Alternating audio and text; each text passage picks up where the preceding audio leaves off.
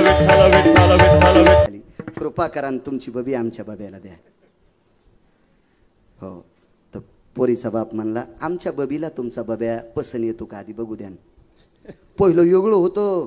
पोरीचे बाप म्हणायचे वा गुरुजी घ्या ना आम्हाला पदरात घ्या हो गरीबाचं लेकरू घ्या अशी पोरीचे बाप म्हणत होते. नवसरले आता पोरीचे बाप. काळ बदलत असतो 35 वर्षाला. दर 35 वर्षाला काळ बदलत असतो. प्रत्येक क्षेत्रात काळ बदलत असतो. 69 वर्षापूर्वी काळ होता शेतीचा शेतकऱ्याचा. आता काळ आहे मजुराचा. अजून फक्त 6 वर्ष दम धरा. 6 वर्षापर्यंत मजूर तुम्हाला ह्या बोटावर त्या बोटावर तुका करीन. फक्त 6 वर्ष. 6 वर्षाच्या नंतर ज्याच्या नावानं 7-12 असेल तो माझ्या महाराष्ट्रातला बादशाह असेल. लक्षात ठेवा. गिरगावकर जिवंत असेल नसेल पण माझं वाक्य कायम राहील. 6 वर्षाच्या नंतर ज्याच्या नावानं 7-12 असेल तो या भारत देशातला या महाराष्ट्रातला बादशाह असेल. लक्षात ठेवा. जराशी कळ सहन करा. जराशी कळ सहन करा. 69 वर्षापूर्वी आपल्या बाप दादाने काम करणाऱ्याला बुटासगट तुडिले. काम करणाऱ्याला बुटासगट तुडिले म्हणून आपल्यावर ही उलटी प्रक्रिया आली. आता आपल्याला ते बेजार करते. आमच्या पाहुण्याची तर 9 म्हशी गेलेल्या आणि गडी जे दूध काढतं का ते म्हणलं मालक माझ्या मेवणीच्या पोरीचा साखरपुडा मी येतो. 9 म्हशी गेलेल्या. वाघराला सोडायनं म्हणून त्याला दूध पिता येणं आणि ह्या मालकाला काढता येणं म्हणून काळाच्या आडवासायले. किर्लोस्कर यांनाच आईल. काळ बदलला पण फक्त अजून 6-6.5 वर्ष दमदारा. शेतीचा काळ येणार आहे. फार मोठा काळ आहे शेतीचा. त्याच्यासारखा बादशाह कोणी नसेल. असो देवानं मुलीच्या वडिलाला विनंती केली दादा मला तुमची मुलगी द्या. हे कोणाला? पंढरपुरातल्या मालकाला. पोरीच्या बापाने वेळ झाला. चला होय बाजारात मांडली का माझी मुलगी? चल चल चल निघ निघ निघ घरी. हे तर लय साधा शब्द आहे. लय साधा शब्द आहे. लय साधा शब्द आहे. ममाति कन्यान भयानाम प्रसवोति यति जयो पुष्पाधिनी माल्यादिनी सुचयो कन्यांग्रभांस्तरत्नयो. अरे फुलाच्या पाकळीसारखी सांभाळली माझी कन्या. हा मी आजहून कोण्याच गॅदरिंग मध्ये नाचू दिली नाही. हो त्या पोरीच्या बापान गॅदरिंग मध्ये पोरगी नाचू दिली नव्हती. इथं कोणी गुरुजी असतील तर माफी मागतो. गॅदरिंग मध्ये मुलींना पार्ट देत असताना राष्ट्रमाता जिजाबाईंचं पार्ट द्या. देवी अहिल्याबाई होळकरांचं पार्ट द्या. सावित्रीबाई फुलेंचं पार्ट द्या. ज्या बाईनं आपल्या मालकाची फार सेवा केली अशा रमाबाईचं पार्ट द्या. एखाद्या मुलीला छत्रपती शिवाजी महाराजांचं पार्ट द्या. शंभूराजांचं पार्ट द्या. महाराणा प्रतापांचं पार्ट द्या. ज्ञानोबाराय तुकोबाराय जनाबाई मुक्ताबाई सखूंचं पार्ट द्या. बाष्कळ पिक्चरच्या गाण्यावर मुली नाचू नका. सगळ्या शिक्षकांना नाक घासून प्रणाम करतो. नाक घासून प्रणाम करतो. राग येऊ देऊ नका सज्जनांनो. फार मोठी मागच्या लोकांनी संस्कृती टिकवली. हो फार मोठी संस्कृती टिकवली. काल या नवरात्रीमध्ये कशाला नवरात्रा म्हणतेत? कशाला म्हणायच्या नवरात्रा? बकदालभ्यांचा पुरावा आहे. अगा सप्तरपदीर भय जायते विशंतो भोजतः त्यक्तार भार्या व्रजितो समकुलोस्ततेवचा भिन्न गोत्रेस्ततेवच मिलनम यज्जायते. याच्या पलीकडे सांगत असतो जोशी काका सप्तपदी घेत असताना किती शास्त्र सांगितलं. मिमोजन कृतजय क्रतरोर भयस्थितानां भास्करो तेजो भयस्थितायां देशायां भारतेषु महाराष्ट्रेषु विन्दुतटायां नवदाम्पत्यं तदेव च शृणरो निधिभय जतो जनाभय सकल दिजा जत्नीरे यतो भयास्थित यत कृतयान मंगल भयस्थित जनोय सगोत्रीय तिथि भिन्न गोत्रा रपाणियो ग्रहणत्तया मंगल त्यक्तं सुदाजयो सुरत्कामिनीं भयोजनः. जिच्या सोबत अग्नीच्या साक्षीनं 7 फेरे मारलेत. सोयरे धायरे विष्ट मित्र सजन सख्यांनी अक्षदा टाकल्यात. अंतरपट सुटलाय. पाणी ग्रहण केलं. जिच्या नावानं आपल्या नावानं जी कुंकू लावते ती बाई नवरात्रामध्ये काही ओसंग्याच्या अंतरात 9 दिवसात आपली बायको असावा असं आपली भारतीय संस्कृतीतलं पुराण सांगते. बायको बायको वाक्य कळालं का? पपेची माय. सहिष्ण भेदानाम जायते समश्वास्ति तत्यागेषु. नवरात्रात आपली स्वतःची बायको पुरुषाच्या दूर असावा. माझ्या माईंनो तुम्हाला सांगतोय, तुम्ही खेड्यातले आहात, तुम्ही काही नाहीत, पण शहरात इतका उद्रेक झाला या नवरात्रीमध्ये. ज्या पुरुषाचं नाव गाव माहीत नाही त्याच्यासोबत बाई लाकडं घेऊन नाचायली. किती शोकांतिक काय वाटत असेल माझ्या छत्रपती शिवाजी महाराजांना, काय वाटत असेल. अहो, ज्या राज्यात बाई एखादा नालायक माणूस नाचवत होता त्या व्यक्तीचा चौरंग करायचे छत्रपती शिवाजी महाराज. एक बाई म्हणली, महाराज मी पोटासाठी नाचते, अख्ख्या जीवनाचा संसार तिच्या घरी नेऊन टाकला, पण नाचू नकोस ग, या भारत देशातल्या तरुणांचं अंतकरण तू पाकळू नकोस. असा सांगणारा रयतेचा राजा त्या राजाच्या नगरीत बाई कोणाच्या सोबत नाचते. का करता असं. माझी मुलगी आता 7वीत आहे. माझ्या जीवनातला घडलेला प्रसंग सांगतो. मुलगी 4थीला असताना नागरे सर तिनं सांगितलं, बाबा सरांनी हा ड्रेसचं नाव लिहून दिले, तो गुलाबी कलर ड्रेस होता, हा घेऊन या. मी म्हणलं, बाई आपल्याला पैशाची काही अडचण नाही ग, लोक आपल्याला फार देते, मी तुला चांदीची झालर असलेला ड्रेस आणतो, पण कशा करता हा ड्रेस. गॅदरिंगमध्ये आमकं गाणं आहे, त्या गाण्यावर मला नाचायचं आहे. मी 4थीच्या मुलीला सांगितलं, बाई महाराष्ट्रात 3716 गाव फिरलोय,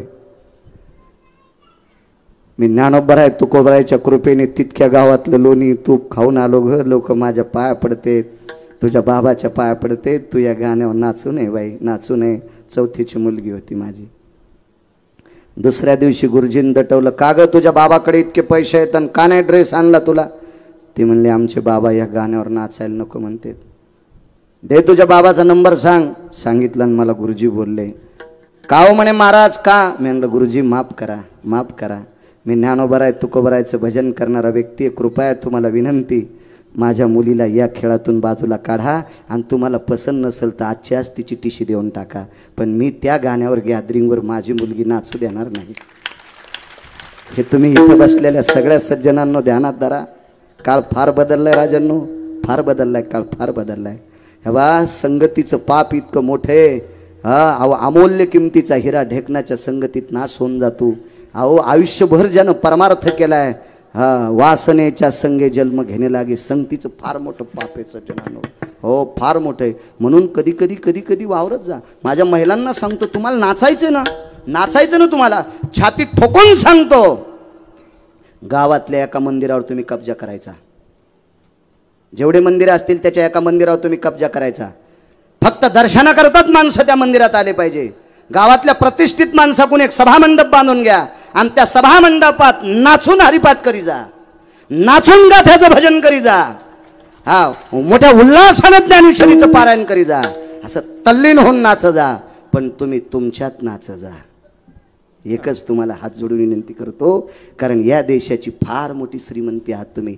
ज्या घरी कुलस्त्रिया राज्य राणी व संपत्ती. फार मोठे आहात तुम्ही, फार मोठे आहात. हो, नका जे चरित्र ऐकता ना तुम्ही आता, सीतेचं चरित्र. सीताई साहेब किती मोठ्या होत्या सांगू तुम्हाला. सीतेच्या मालकाला अगस्ती महर्षींनी अंगठी दिली. येतो मी पुन्हा अंगीकार ज्यांचा, मला ना दे लांबून एसटी आणायचा, तेल बाहेरचं आहे ना, त्याच्यामुळे मी शॉर्टकट पाहत नाही. त्याला काय देवीचं तेल देवीला आणि भोते आला घाईला. गुरुजी घरचं डिझेल असल्यावर माणूस शॉर्टकट पाहत असते, बाहेरचं काय ताण घ्यायचं आपल्याला. महर्षी अगस्तीने अंगठी दिली प्रभू रामचंद्राला आणि प्रभू रामचंद्राला सीतेकडे दाखवली. सीतेनं ती अंगठी प्रभू रामचंद्राला घातली. ती 9 ग्रहाची अंगठी होती. कालांतरानं सीताई साहेब हरण पावले. तुम्ही किती मोठे आहात त्याच्यावर सांगतोय. तुम्ही किती मोठे आहात, मला किती आवडतात तुम्ही, किती आवडतात.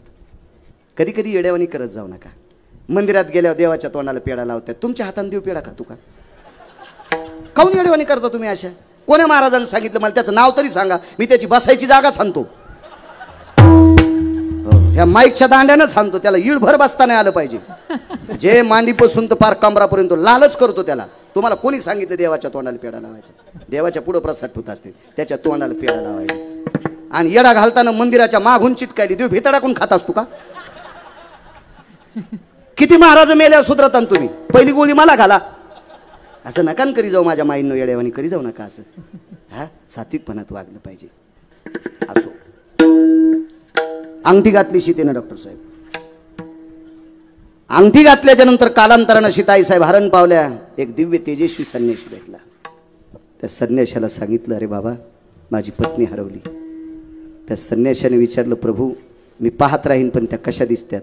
तर पंढरपुरातल्या मालकाने म्हणजे प्रभू रामचंद्राने त्या संन्याशाला सांगितलं, दिसती कशी ते सांगत नाही, पण ती ज्या जागेवर बसली ती जागा भजन करती. जेथ सीतेची वस्ती घडे राम राम स्मरती झाडे. 100 फुटापर्यंत जमीन राम राम म्हणती. त्या ठिकाणचे खडे झाडे सुद्धा राम राम म्हणतात. ती माझी पत्नी आहे. ही कोण सांगितली गुरुजी? बरं मी तुमचा दूत आहे असं त्यांनी कसं ओळखा? तर प्रभू रामचंद्रानं सांगितलं, महर्षी अगस्तीनं दिलेली अंगठी तिच्या हाताने माझ्या बोटात घातली. ही अंगठीची तिला ओळख आहे. पुढे टाकल्याबरोबर लक्षात येईल आपल्या विश्वासातला माणूस. तुम्ही किती मोठे आहात? आता पुढचं वाक्य ऐका. माझ्या पैठणच्या मालकांचं वाक्य आहे. पैठणमधल्या मालकांचं वाक्य, ज्या मालकाकडे 36 वर्ष लुगडे धुवाला, त्या मालकाचे धोत्रे धुवाला, त्या मालकाच्या मुलाचे कपडे धुवाला, त्या मालकाच्या घरचं पाणी भरायला, त्या मालकाचं घर झाडायला पंढरपुरातला मालक 36 वर्ष होता. त्या मालकांचं वाक्य सांगतोय देव, पैठणमधल्या मालकांचं, शांती ब्रह्मनाथ बाबांचं. सीतेच्या पुढं मारुतीरायानं अंगठी टाकल्याबरोबर आपल्या मालकाचा स्पर्श झालेली अंगठी, अंगठी नसून त्या अंगठीत सोनं नाही पाहिलं, त्या अंगठीत प्रभू रामचंद्र पाहिले. आणि पैठणच्या मालकाचं वाक्य सांगतोय, तेचा आचळू सरसावला. मालकाला बघून आदरपूर्वक पदराला हात गेला.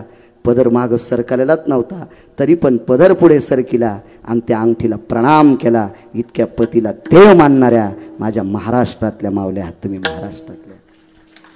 याच्या पलीकडे सांगू का तुम्हाला? एक पुराण सांगतंय, जे चरित्र ऐकता ना तुम्ही रावणाचं. आता त्या रावणाच्या 80,000 बायकापैकी इतकी सात्विक बायको होती, तिचं नाव मंदोदरी. तशा सगळ्यात सुंदर होत्या उशे साहेब. 80 सहस्र सुंदरा कामिनी माझी मुख्य राणी मंदोदरी रे, माझी मुख्य राणी मंदोदरी. 80,000 बायकापैकी. रावण मृत्यू पावल्याच्या नंतर रावणाचं पार्थिव चंदनाच्या लाकडावर टाकलं. ह्या किती मोठ्या आहेत? त्या महाराष्ट्राच्या मातीतल्या स्त्रिया किती मोठ्या आहेत? ऐका पुढे. रावणाचं पार्थिव चंदनाच्या लाकडावर टाकलं गुरुजी. मंदोदरी सती गेल्या. सतीची चिता चौकोनी रचल्या जाती. प्रेताच्या खालीवरील लाकडे असतात, सतीच्या खाली लाकडे असतात. आणि भडाग्नी नावाचा अग्नी, 14 अग्नीपैकी भडाग्नी नावाचा अग्नी, आजच्या कीर्तनात सांगत नसते पण आठवलं म्हणून सांगतोय. भडाग्नी नावाचा अग्नी रावणाला लागला तर मंदोदरीनं अग्निनारायणाची प्रार्थना केली, माझ्या मालकाच्या अगोदर मला जाळा. तर अग्नीनं त्या सीतेला, त्या मंदोदरीला प्रणाम केला. तुमच्यातल्या बायका किती मोठ्या आहेत, तुम्ही किती मोठ्या ते लक्षात ठेवा, म्हणून चुका करू नका माझ्या माईनं.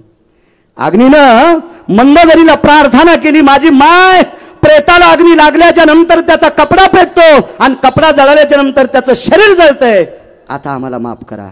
आणि सती जाणाऱ्या स्त्रीचं आधी शरीर जळतंय आणि मग कपडा जळतंय. सतीनं देखे आग्न. सतीच्या आधी कपडे जळत नसते बरं का. सतीचं आधी शरीर जळतंय आणि मग कपडा जळतंय. प्रेताचा आधी कपडा जळतंय आणि मग शरीर जळतंय. भाई मला माफ करा. तर मंदोदरीने सांगितलं, तुझं काम तू कर, माझं मी करीन. हे बा, मालक जळत असताना वक्षस्थळातून दुधाच्या धारा आल्या माझ्या माईनं. वक्षस्थळातून दुधाच्या धारा आल्या आणि त्या दुधाच्या धारानं आपल्या नवऱ्याचं पेटलेलं शरीर त्या दुधाच्या धारा इजित होत्या. मेल्यावर सुद्धा नवऱ्यावर इतकं प्रेम करणारी बाई माझ्या महाराष्ट्रातली, माझ्या भारतातली. इतक्या मोठ्या आहात तुम्ही. हो, चुका नाही करायच्या. चला,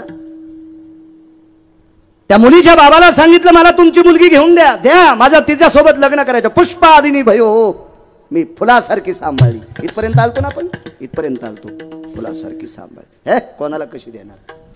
पण पंढरपुरातल्या मालकानं त्या पोरीच्या वडिलांना सांगितलं, का हो दादा, तुम्हाला कोणासोबत तरी लग्न करायचंय ना तिचं, मग मला द्यायला काय हरकत आहे? येडपटीस का काय म्हणे, कोणाला पोरगी द्यायला? तुम्ही देणार कोणाला? कोणाला देणार पोरगी? मुलीच्या वडिलांना सांगितलं, जो माझ्या सोबत, आवाज आलाय? हा, आता आला. उभं राहून तर लय हाणता येते, पण काय करावं जरसं घे. हो हो, खराब झालं. हा, ते मगाशी मी सांगितलं ना स्त्री नाचण्याचं. हे बा, कमी कपडे घातलेली स्त्री ज्या पुरुषानं पाहिली का, पुराणामध्ये 6 श्लोक आले, 6 त्या पुरुषाला सुद्धा घातक असते. याच्या पलीकडे सांगू का तुम्हाला, माणसानं जर साडी नेसली, माणूस जर नाचला, माणसानं साडी नेसली, माणूस जर नाचला, तर साडी नेसलेला माणूस पाहणं सुद्धा पुरुषाला घातक आहे. तर साडी नसून बाई नाचलेली कधीच पाहायची नाही. हे काउंटीसलं उशे साहेब सांगू का तुम्हाला, मी एकदा गोव्याला कीर्तनाला गेलो. मी गोव्याला कीर्तनाला, मी समुद्र पाहिलं नव्हतं. गळ्यात शपथ नाही, अशा चुका करीतच नाही, करणार नाही, मरूस तर करणार नाही. मालकानं चांगलं केलं माझ्या पंढरपुरातल्या, मी कशाला चुका करू अशा आगाव. मी गोव्याला गेलो, माझे 5 कीर्तन ठेवले किरण ठाकूर यांनी. मोठे त्यांच्याकडं मोठे बँक आहेत, 300-350, मोठा माणूस, आपल्याला काय करायचं. त्यांनी यूट्यूबला पाहिलं मला कीर्तन. आझाद मैदान पणजीला 5 कीर्तन माझे होते. आणि मला एक पत्रकार म्हणले, चला समुद्र पाहाला, बीच पाहाला. मला माहीतच नव्हतं बीच कशाला म्हणते. 7वी शिकलेला आणि काय माहिती त्याला सन्याशा लुगड्याचा भाव काय माहित. आपण हे केलंच नाही ना आगावपणा आहे का नाही. हा काय माहीतच नाही, ते समुद्र काय माहीतच नव्हते, काय नव्हते. बायको कमी शिकलेली, मी कमी शिकलेलं, काय नाही आपलं. मी कीर्तन करून जातो, ती धुतलेली धोत्र देती, घरी जेवायचं असलं जीव घाली ती. मला काय वड्याला आंघोळीला धाडीत नाही, काय नाही काय नाही काय नाही. एक जण म्हणला आमची बायको गरम गरम स्वयंपाक देते. मी म्हणलं मी जोगच मागवतो. बायकायला लय ना तिळभर करायचा, निळभर सांगायचं रे. आमच्या पप्याची माय म्हणलं हो तुला बाई भेटली ना, आम्ही वघारी संग लग्न केलेत. विठाला विठाला विठाला.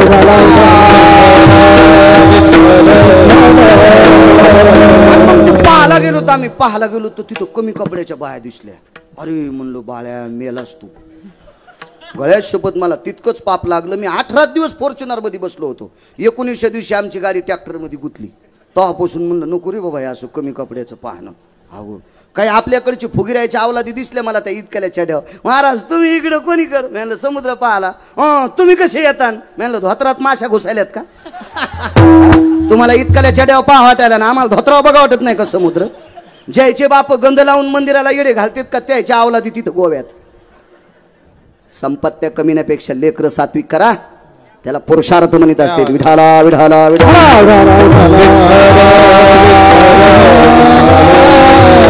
मुलीच्या बापानं सांगितलं मुलगी त्याला देईन जो पठ्ठ्यासोबत कुस्ती खेळन. कुस्ती खेळन आबुकट ठोकली गुरुजी. आता ते काय इथला कुठला पैलवान होता का, काजू खाणारन बदाम खाणारन, ते असं काय असं थोडंच पैलवान होता. पंढरपुरातला मालक आहे. बाजूला गेले, पंचा काढून टाकला कमरेचा, सदरा शर्ट काढून टाकलं आणि खांद्यावर एक उपरणं होतं, त्याचे 2 तुकडे केले. एक मस्त भगव्या रंगाचं उपरणं, त्या तुकड्याची लंगोटी केली आणि पोरीच्या बापाला सांगितलं चल. अशी उभ्यान थाप आणत असते अशी थाप आणली. त्या पोरीची आई म्हणली आव त्याच्या गोळ्या संपल्या असत्या. तुमच्यासोबत कुस्ती खेळणारा कोणीच नाही या जगामध्ये. आणि इतकुसं पोरग खेळायला त्याला कळत नसन नका हो, त्याची माय रडत बसन. तुम्ही त्याच्या सनकाड्या मोड्या आणि फासळ्या मोडता. ते मालक वापस केले सर. पण हे म्हणला काय फिरायला चल. ते बायकोला म्हणला तू मला नको म्हणाली ते पाय ना नाकात काड्या घालायला माया. पाव दिन त्याची सोय. अहो येड्याच्या नाही नादी लागलं पाहिजे. तुम्ही येडे कशाला उगं तुम्ही त्याच्या नादी लागायला. तुम्हाला एक सांगू का, ही गोष्ट द्या सोडून, पण शक्यतो हत्तीनं गाढ व्हायच्या नादी नाही लागलं. आमच्या गावात एका माणसाकडे गाढव होतं आणि चुकून एका माणसाची पिशवी तिथं विसरली बाजाराची आणि त्याच्यात 4 किलो साखर. आणि ते गाढव साखर खाऊ लागलं. गाढवाला कोण साखर देतो, साखर खाऊ लागलं. आणि तिकून हत्ती आला.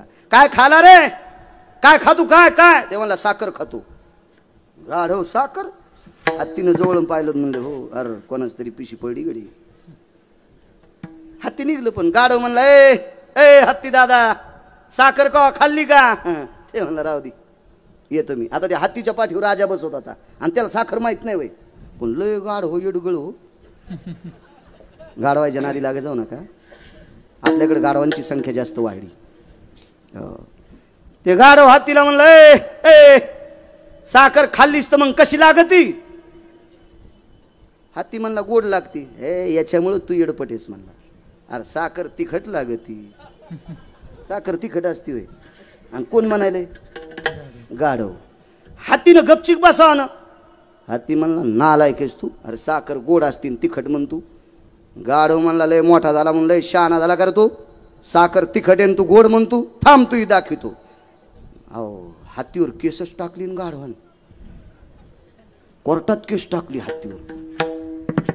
हाती इकडच्या लाकडात उभं ते असते ना ते. मी टीव्हीवर पाहिलं मोठ्या लोकांच्या घरी. आपल्याला टीव्ही नाही, भारीचा मोबाईल नाही, काय त्याच्यामुळं दगात आपल्या याच्यावर काय नाही. याच्यावर बी तारखा येतात, मला काय चिंता नाही त्याला. मी घेतला असता का, आता काय मी आता चांगले माझ्याकडे पैसे दिलेत देवानं. कापूस फापूस लय मोठा होती, मला भरपूर कापूस होती.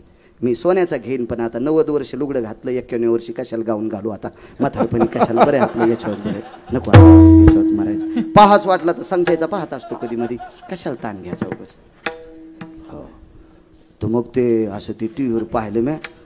इकून गाढ हो एका कठड्यात, इकून गाढ हो एका कठड्यातून 2 खुर्च्या, एका खुर्चीवर राजा आणि एका खुर्चीवर न्यायाधीश बसलेले. तर गाढवाच्या लक्षात आलं आपल्या राजेसाहेबाच्या ओळखीचा न्यायाधीश आहे, आपण राजेसाहेबाला बोलावं. आपल्या हत्तीच्या लक्षात आलं आणि हत्तीनं सांगितलं, राजेसाहेब 2 मिनटं भेटायचं. भेटले बाजूला. काय काम आहे? काही नाही राजेसाहेब, आमचं आणि गाढवाचं भांडण एका गोष्टीचं, ते साखर खाऊ लागलं आणि ते मला म्हणलं साखरेची चौकशी. मी म्हणलं गोड आणि ते म्हणतं तिखट आहे. मग साखरेची चौकशी, राजेसाहेब म्हणले गोड आहे. मग निकाल कोणाकून? म्हणले निकालाची तिकडे चुलीत जाईन, पण तुला 3 दिवस उलटं टांगायचंय. राजा हत्तीला म्हणला तुला 3 दिवस उलटं टांगायचं. हत्ती म्हणला राजेसाहेब मी खरं बोललो ना, खऱ्यान खोट्याचा संबंधच नाही, तुला याच्याकरता उलटं टांगायचं, तू गाढवाच्या काऊन नादी लागला. म्हणून हत्तीच्या वैभवासारखे माणसं आहेत राजू तुम्ही. अहो हत्तीच्या वैभवाला लाजवील इतका मोठा परमार्थ आहे आपला. आपण ज्ञानोबा आहे तुकोबरायचे पायी घेत, गाढ व्हायला बोकांडीवर घेऊ नका. विठाला विठाला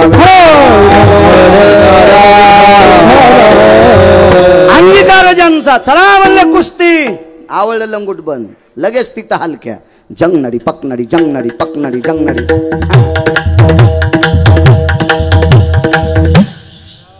नाही पक्वाद वाजला, पण पक्वादानं अंगात कसं येईल? त्याला हलकीत लागत नाही. पक्वादात अंगात येतं, पण कुठं? कीर्तनात. हा काय हलक्या वाजू लागल्या. अहो काल परवा नवरात्रातले हलक्या वाजल्या. काही कायचे इतकाले केस इतकालेच झाले झटकू झटकू. लयच हलक्या. आई ग अंबाबाई तुला सोन्याचा गजबा, आई ग अंबाबाई तुला सोन्याचा गजबा, आणि तुझ्या ग दर्शनाला कोल्हापूरचा राजा उभा. तुझ्या ग दर्शन त्या बाईच्या अंगात आलो होत्या, त्या बाईच्या अंगात आलं. आणि तुम्ही कीर्तनात असून बाया पाहिले मागं फिरून. काय राजे होऊन कसं विमान याचं तुम्हाला, काय काम झालं. विठाला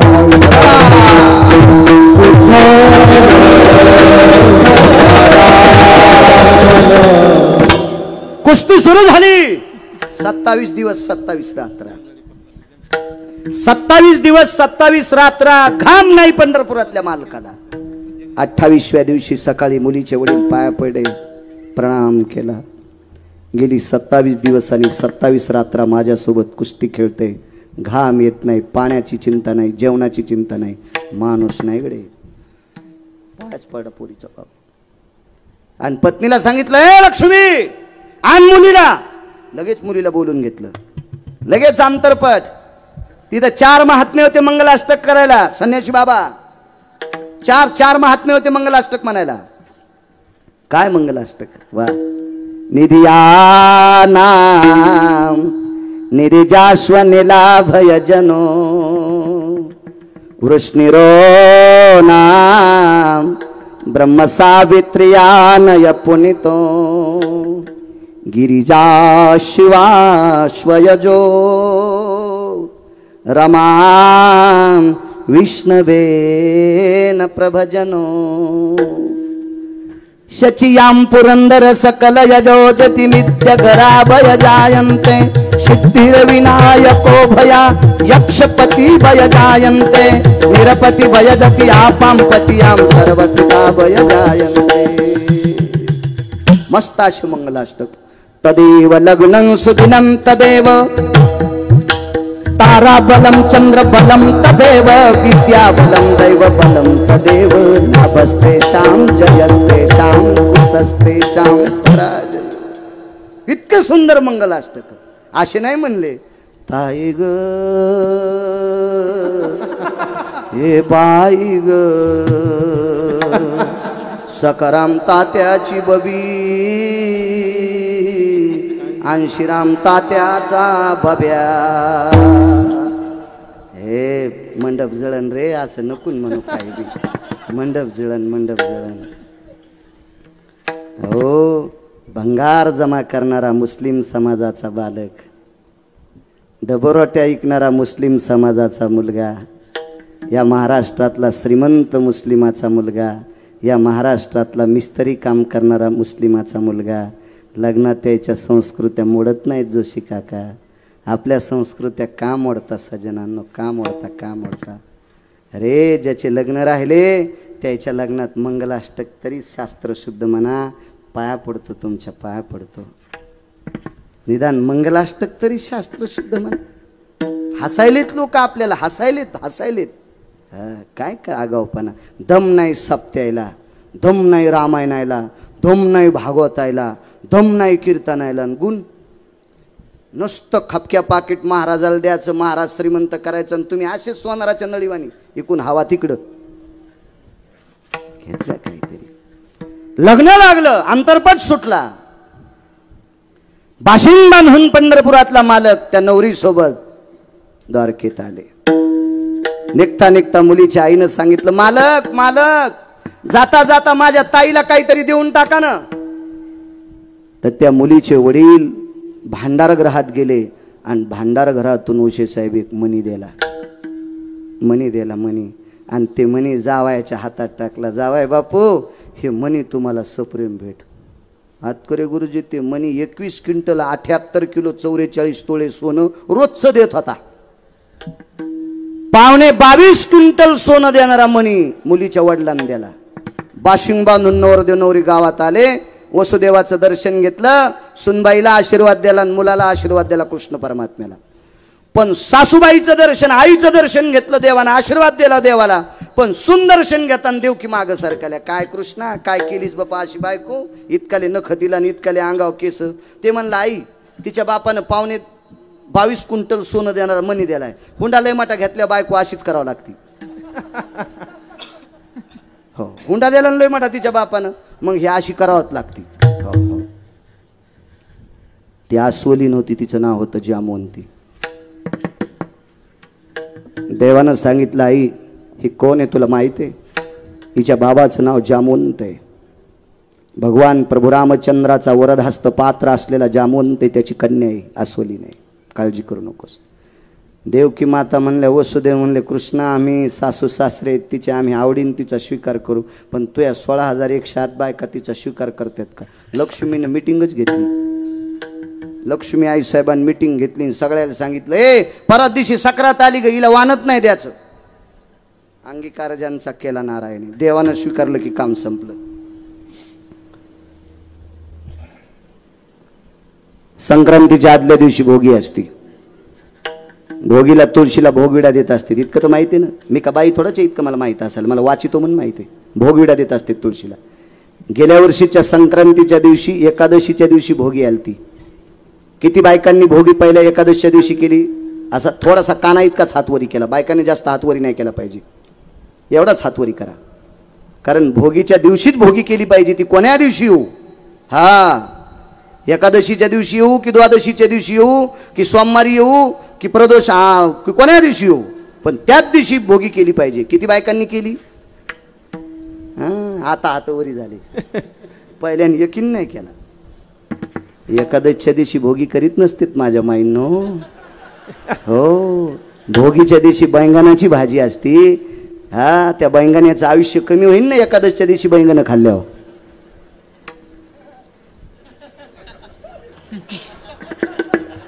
तुला कळून काय फायदा आहे वागा?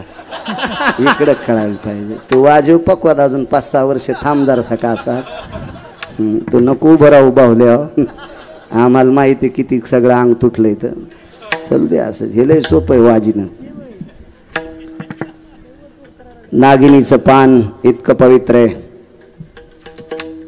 ते विड्या कलशाला वापरते, तोरणाला वापरते, पण एकादशीच्या दिवशी नागिनीचं पान अपवित्र आहे. तांब्याचं पात्र किती पवित्र आहे, देवाला स्नान घालायला देवा कशाचं पात्र, तांब्याचं. गाईचं गोमूत्र किती पवित्र आहे, पण गाईचं गोमूत्र आणि तांब्याचं पात्र एकत्रित आलं की अशुद्ध. विड्याचं पान इतकं पवित्र आहे, त्या विड्याच्या पानावर तांदूळ ठेवायचे आणि त्याच्यावर सुपारी मांडायची. गणानन्त्वांगणपदेगवहामह्यंगवप्रियः स्थितो नवलंबोधर भयजायतेषु शिवाय स्थितगिरिजातनया भवस्थितानाः विघ्नहरं प्रशस्यते ते सर्वदेवाय यः सर्वां पूर्णो अग्रस्थितस्थानायो. त्या पानावर तांदूळ टेकले आणि सुपारी टेकली की गणपती बाप्पाचा आरूढ. इतकं पान पवित्र. पण हे पान एकादशीच्या दिवशी अशुद्ध विटाळसीचे खळ विडा बक्षिता तांबूळ, इतकं अपवित्र पान. आणि म्हणून एकादशीच्या दिवशी भोगी आली की कधीच करायची नाही. कोण्या दिवशी रविवार असेल त्या दिवशी संक्रांत करत जा. तुम्हाला गिरगावकराची विनंती. मी माझ्या मनानं सांगत नाही, मी वाचून सांगतो. पाहुनी ग्रंथ करावे कीर्तन किंवा तुका म्हणे नाही विश्वास ज्या म्हणी पहावे पुराणे विचारून. पुराणाची ताकद आहे. तुळस भोगविडा घेत नव्हती. एकही तुळशीचा बुंथा भोगविडा घेत नाही म्हणून पंढरपुरातल्या मालकिनीनं निरोप केला साहेब 2-3 बायकांना. त्याच्यापैकी एक द्रोणाचार्यांची धर्मपत्नी, तिचं नाव होतं कृपी. त्या कृपी मातेला विनंती केली. सांदीपनींच्या धर्मपत्नी आल्या, अजून 4 साधूंच्या पत्नी आल्या आणि त्यांना सांगितलं आमची तुळस भोगविडा घेत नाही. तर महर्षी सांदीपनींच्या धर्मपत्नीने आणि द्रोणाचार्यांच्या कृपी नावाच्या पत्नीने अश्वत्थाम्याच्या आईनं त्या लक्ष्मी मातेला सांगितलं, लक्ष्मी, देवानं जिचा स्वीकार केलाय तिचा तुम्ही अनादर केलाय. देवानं जिचा स्वीकार केलाय तिचा तुम्ही अनादर केलाय. जोपर्यंत तुम्ही भोगविडा जामवंतीला देत नाहीत तोपर्यंत तुळस विडा घेत नाही, आणि तुळस विडा जोपर्यंत घेत नाही तोपर्यंत तुमच्या मालकाची संक्रांत होत नाही. विटेवरच्या मालकिनीला अगोदर जामवंतीला भोगविडा द्यावा लागला. दृष्टांत संपला. श्रीमद भागवतामध्ये 44 श्लोक आले. 4 ब्रह्मवेद, त्यापैकी एका ब्रह्मवेत्ता शुकाचार्यांनी त्या 44 श्लोकाचं वर्णन केले. ते फक्त जामवंतीसाठी. दृष्टांत संपला. इतीत नख आणि इतीत अंगावर केस असलेली जामवंती, त्याला काय महाराष्ट्रात भारतात स्त्रिया नव्हत्या का? त्यानं तिचा स्वीकार केला. पुराणातल्या प्रत्येक व्यक्तीनं निंदा करणारी लोक जामवंतीचं नाव आलं की भागवंतात फुलं उधळल्या जातात. याचं एकमेव कारण अंगीकार ज्यांचा केला.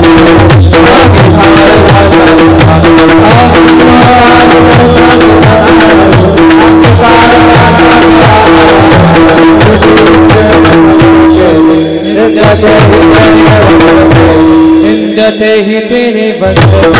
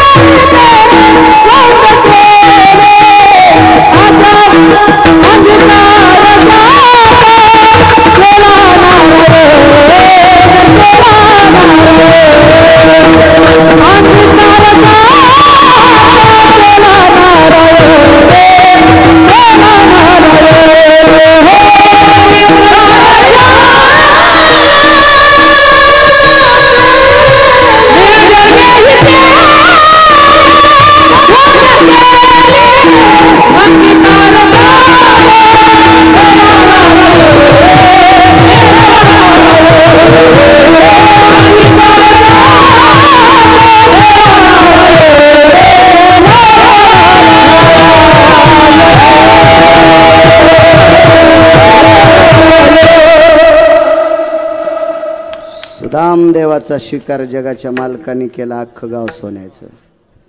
जामवंतीचा स्वीकार जगाच्या मालकाने केला, विटेवरच्या मालकिनीच्या बरोबरीची पात्रता. 14 मिनिटं शिल्लक आहेत, तेवढ्या वेळात सांगतो पूर्णविराम. बैल किती महागाईची घेतले पाहिजे, पण आपला बांध आला की आखडे पाहिजे. आपल्या आपल्या रानात आऊत हाणायचं, शेजाऱ्याच्या रानात कशाला हाणायचं. अंगीकार देवाच्या दर्शनाकरता एक वारकरी गेले.